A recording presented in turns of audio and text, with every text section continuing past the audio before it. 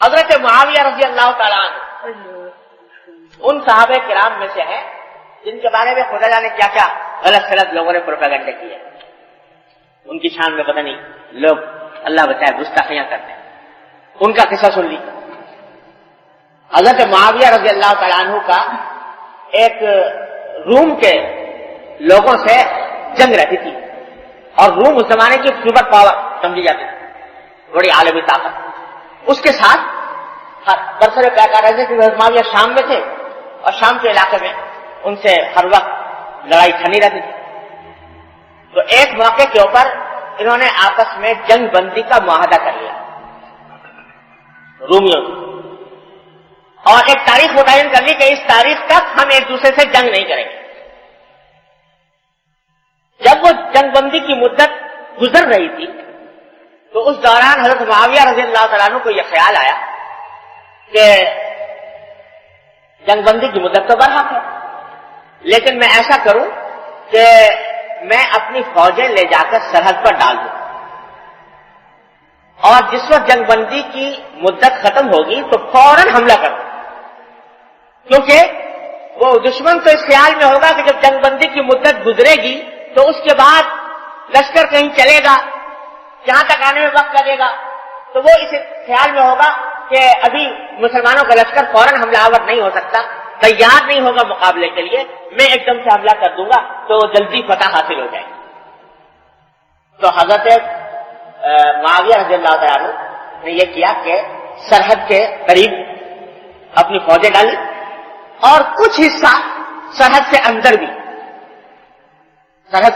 ان کے علاقے میں جا کر وہاں فوجیں ڈال کر پڑ گئے, تیار ہو گئے. اور ادھر وہ جنگ بندی کی آخری تاریخ کا سورج غروب ہوا اور حضرت معاویہ نے حکم دے دیا لشکر کو کہ وہ پیش قدمی کرے. پیش قدمی کرنی شروع کی. چال بڑی کامیاب ثابت ہوئی, وہ لوگ تیار نہیں تھے اور حضرت معاویہ رضی اللہ تعالیٰ عنہ کا لشکر فتح پر فتح کرتا ہوا چلا گیا. بستیاں کی بستیاں, جگہ کی بہت بڑا علاقہ حضرت معاویہ رضی اللہ عنہ فتح کرتے چلے جا رہے, اور اسی فاتح ہونے کی حالت میں چلتے چلے جا رہے ہیں کہ اچانک دیکھا کہ پیچھے سے ایک گھوڑا سوار دوڑتا چلا آ رہا ہے. افق پر غبار نظر آیا, دیکھا گھوڑ سوار چلا آ رہا ہے. پیچھے مڑ کے دیکھا تو خیال ہوا کہ پتہ نہیں کوئی پیغام نیا لے کر آیا امیر المومنین کی طرف سے, یہ کیا بات ہے. تو حضرت معاویہ رک گئے اس کے انتظار میں. جب قریب آیا تو آواز لگا رہا تھا کہ قفو عباد اللہ, اللہ کے بندو ٹھہرو, اللہ کے بندو ٹھہرو. قریب آ گیا تو حضرت معاویہ نے دیکھا تو حضرت عمرو ابن عبسہ رضی اللہ تعالیٰ عنہ تھے, مشہور صحابی ہیں, سابقین اولین میں سے حضرت عمرو ابن عبسہ رضی اللہ. قریب آئے, پوچھا کیا بات ہے. انہوں نے فرمایا کہ وفاء اللہ غدر, مومن کا شیوا وفاداری ہے, غداری نہیں, عہد شکنی نہیں. حضرت معاویہ نے فرمایا کہ بھائی میں نے تو کوئی عہد شکنی نہیں کی, میں نے تو حملہ کیا ہے اس وقت جبکہ جنگ بندی کی مدت ختم ہو گئی.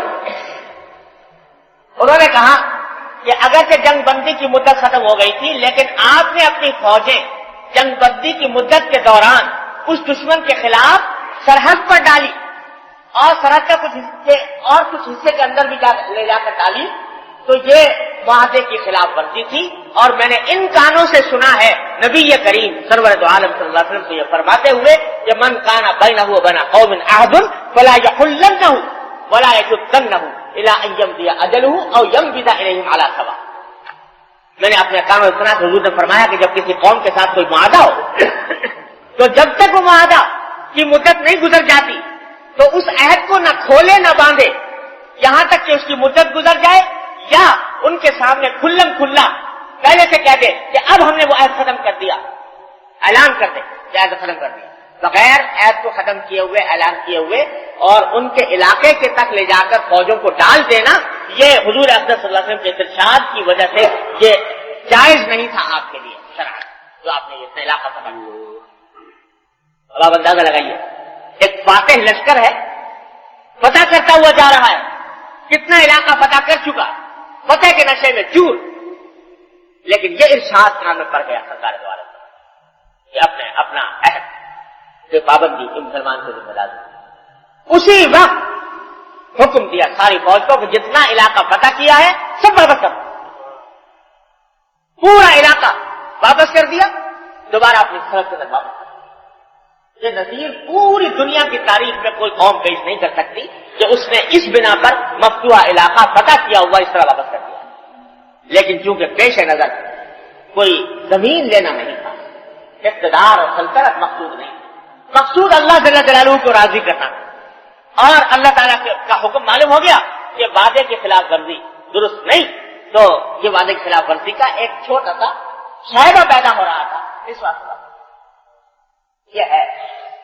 یہ ہے وعدہ, یہ زبان سے بات نکل گئی تو اب اس کی خلاف ورزی نہیں.